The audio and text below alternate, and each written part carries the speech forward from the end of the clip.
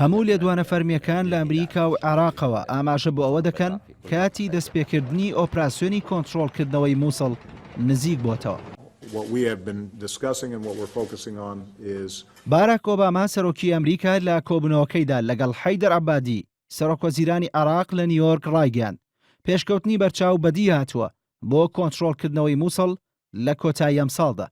داواشی کرد ئۆپراسیۆنەکە بە زووی ئەنجام درێت. ئۆباما ئاماژەی بۆش کرد بە هەمانگی لە نێوان هێزە عێراقیەکان و هێزەکانی هاوپەیمانان و پێشمەرگە دەتوانرێت پێشکەوتنی خێرا بەدەست بێنرێت. بە پێی بۆچوونی هەندێک لە شارەزایانی سیاسەتی ئەمریکا، باراک ئۆباما زۆر مەبەستێتی بەر لە هەڵبژاردننی سەرۆکایەتیە وڵاتە ئۆپراسیۆنەکە دەست پێ بکات. بەو پێی کاریگەری دەبێت لەسەر دەنگدەرانی ئەمریکی بۆ ئەوەی دەنگ بە هیلاری کلینتۆن بدەن. جۆزێف دانفۆرد سەرۆکی ئەرکانی یاوبەشی هێزەکانی ئەمریکا دەڵێت حەیدەر عەبادی کاتی دەستپێکردنی ئۆپراسیۆنەکەی دیاری دەکات. ئاماژەی بۆش داوە ئامادەکاری هێزە عێراقیەکان بۆ دەستپێکردنی ئۆپراسیۆنەکە لە مانگی تشرینی یەکەمدا کۆتایی دێت.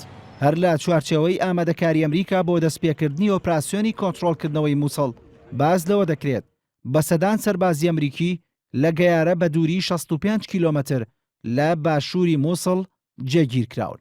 لە ناوخۆی عێراقی ژەنگاوەکانی ئامادەکاری بۆ دەستپێکردنی ئۆپراسیۆنەکە خێراتر بووە. ڕۆژی دووشەممەی ئەم هەفتەیە لە سەلاحەدین کۆبوونەوەیەکی سیاسی و سەربازی سێقۆڵی لە نێوان هەرێمی کوردستان و عێراق و ئەمریکا ئەنجامدرا.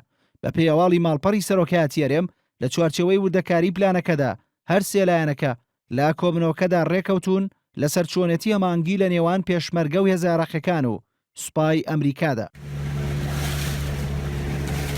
هەر لەم هەفتەیەدا فڕۆکە عێراقیەکان زۆرترین بڵاوکراوەیان بەسەر دانیشتوانی مووسڵدا بەرداوەتە خوارەوە و داوایان لێکردوون خۆیان بپارێزن و ڕێگە نەدەن داعش وەک قەڵغانی مرۆیی بەکاریان بێنێت.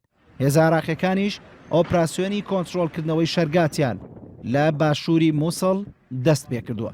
سەبارەت بە بەشداریکردنی هێزەکانی حەشدی شابیش لە ئۆپراسیۆنی مووسڵدا هێشتا ئەو بابەتە وەک لێکوێرەیەک ماوەتەوە. حەیدەر عەبادی بەشداریکردنی حەشدی شعبی یەکلایی کردوتەوە. ئەمریکاش تا ئێستا بێدەنگی لێ کردووە کە پێدەچێت بێدەنگی ئەمریکا ئاماژە بێت بۆ ڕەزامەندی ئەو وڵاتە لەسەر بەشداریکردنی ئەو هێزە لە ئۆپراسیۆنەکەدا.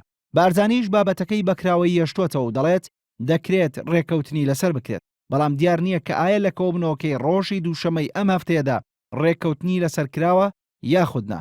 ئەوەی لەم نێوەندەدا تا ئێستاشی لەگەڵدا بێت دژی بەشداریکردنی حەشدی شعبین سوننەکان و بەتایبەتیش هەرێک لە ئوسامە نوجەیفی و ئەسیل نوجەیفی کە لە مووسڵدا دەستڕۆیشتون. هەرچەندە ئاماژەکان باز لەوە دەکەن وادەی دەستپێکردنی ئۆپراسیۆنی مووسڵ نزیک بۆتەوە، بەڵام کەس نازانێت کەی کۆتایی پێدێت. بەو پێی با قورسترین ئۆپراسیۆنی دژی داعش دادەنرێ و بەپێی هەندێک لە سەرچاوەکان هێشتا نزیکەی 700,000 هاوڵاتی مەدەنی لە شارەکەدا ماون.